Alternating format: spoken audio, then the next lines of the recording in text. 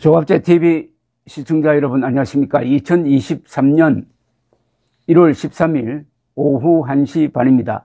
요사이 윤석열 대통령이 안보 문제나 이념 문제 그리고 법치에 관해서 하는 발언은 하나하나가 명언입니다. 그리고 그것은 국민들에게 하나의 지침이 되고 있습니다. 대한민국 대통령은 가장 큰 교사입니다. 대통령이 한마디 하면은 그걸 모든 국민들이 알게 됩니다. 그 말을 정확하게 하고, 그리고 예절 바르게 하고, 동시에 적에 대해서는 단호하게 하고, 국민들에 대해서는 따뜻하게 하면은 나라 분위기가 안정이 되는데, 지금이 그렇습니다. 윤석열 대통령이 요사이 아주 신이 났습니다. 국민들의 지지가 지금 뜨겁다는 것을 본인이 인식을 하고 있습니다. 그러니까 신이 나는 거죠. 잘하는 사람을 잘한다고 응원하는 사람들이 있어야 합니다. 그럼 더 잘하게 되는 거죠. 윤석열 대통령은 어제 청와대 영빈관에서 외교부와 국방부의 신년 업무보고를 받았습니다. 요사이 업무보고를 청와대 영빈관에서 받고 있습니다. 이걸로 봐서 윤석열 대통령 마음속에는 지금 용산 대통령실보다는 이 청와대로 돌아가야 되는 것 아니냐 하는 생각이 있는 듯 합니다. 사실은 반은 돌아갔습니다. 영빈관을 일상적으로 이용하고 그 상춘제를 외빈 접대 공간으로 이용하고 있거든요. 반은 마음이 용산에서 떠난 듯 합니다. 이거 잘 된 겁니다. 돌아가야 합니다. 이 업무보고에서 윤석열 대통령은 이런 이야기를 했습니다.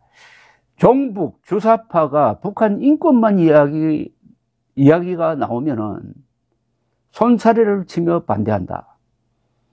북한 인권 문제는 단순한 인권의 문제가 아니라 국가 안보의 문제다. 근사한 말을 했습니다. 종북 주사파가 북한 인권 이야기만 나오면 손사래를 치며 반대한다. 그래서 북한 인권 문제는 단순한 인권의 문제가 아니라 국가 안보의 문제다. 이거죠. 인권이 안보다 이겁니다. 인권이 안보다. 북한이 자유와 인권이 없는 야만 국가라는 점이 드러나면은 국제사회가 남북 중에 어디를 지지하겠느냐. 북한 인권 실태를 전 세계에 알리는 건 국가 안보에 굉장히 중요한 문제다. 라고 했습니다. 특히 종북 주사파들이 북한 인권 이야기가 나오면 철저하게 막는 것도 북한 인권이 곧 국가 안보의 문제이기 때문이다. 북한 인권 문제는 단순히 인권 수호의 차원이 아니라 북한 도발을 억제하는 강력한 심리적 요인이다. 라고 했습니다. 굉장히 북한 인권 문제를 입체적으로 고차원에서 지금 이해하고 있습니다. 이분이. 윤석열 대통령의 북한 인권에 대한 이해는 굉장히 입체적이고 고차원입니다. 즉 북한 인권 문제를 왜 종북 주사파들이 저렇게 막고 있겠느냐. 그것은 북한 노동당 정권을 비호하고 대한민국을 해치고자 하는 뜻이 아니겠느냐. 그러니까 북한 인권 문제는 안보 문제다. 그리고 북한 인권 문제는 북한을 압박하는데 굉장히 중요한 무기가 된다. 이런 뜻입니다. 북한 도발을 억제하는 강력한 심리적 요인이다. 이런 식으로 북한 인권 문제를 이해한 역대 대통령이 저는 기억이 잘 안 됩니다. 물론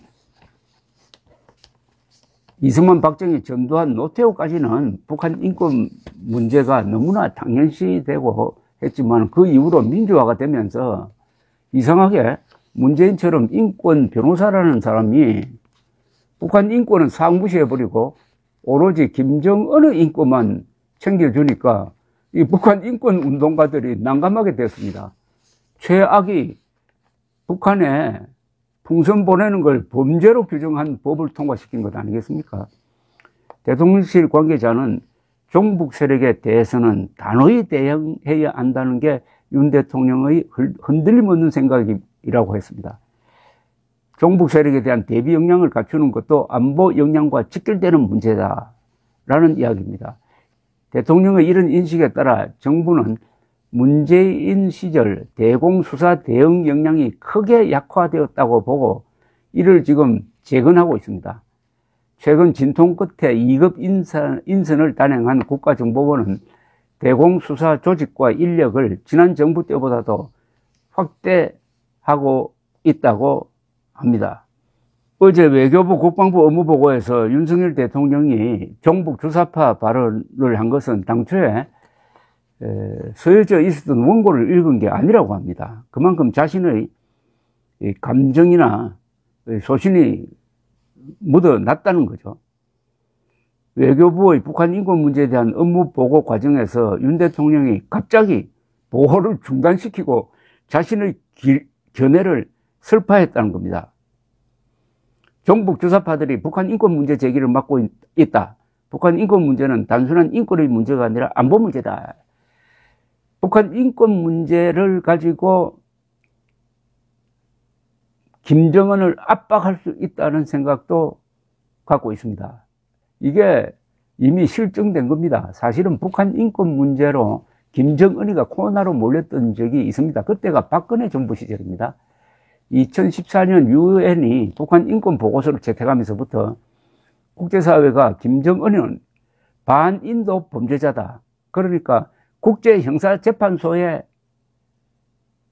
고소해야 한다 하는 움직임이 있었고, 유엔 총회가 그런 결의까지 했지만은 유엔 총회 결의가 그 위에 있는 안보리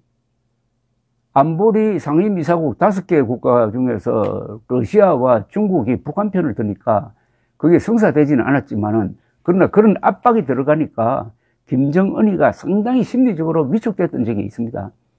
이걸 윤석열 대통령은 이야기하는 겁니다. 그러니까 북한의 핵에 대해서는 북한 인권 문제로 대응할 수 있다는 이야기입니다. 사실은 북한의 핵은 저게 과연 쓸 수 있겠느냐. 이 세계에서 제일 겁쟁이가 하루하루 생활이 너무나 즐거워가지고 모험을 하기 싫은 김정은인데, 골목대장 김정은인데, 저 김정은을 혼내는 방식은 북한의 핵에 대해서 우리의 재래식 군사력을 압도적으로 강화하는 방법 플러스 북한 인권 문제가 있습니다. 북한 인권이야말로 어떻게 보면 이게 사랑의 원자폭탄입니다. 북한 인권 문제의 핵심은 인간애 아니겠습니까? 이걸 기초로 해가지고 북한 동포들을 돕고 북한 동포들의 이 자생력을 키우고, 그리고 국제사회의 협력을 총동원해가지고 앞으로 김정은을 국제형사재판소에 제소하자. 유엔 안보리도 빨리 국제형사재판소에 김정은을 고발하라. 이런 일대 캠페인을 벌일 필요가 있고, 또 대북 전단뿐만 아니라 대북 휴전선 확성기 방송도 이거 북한 인권 문제 차원에서 다뤄야 합니다.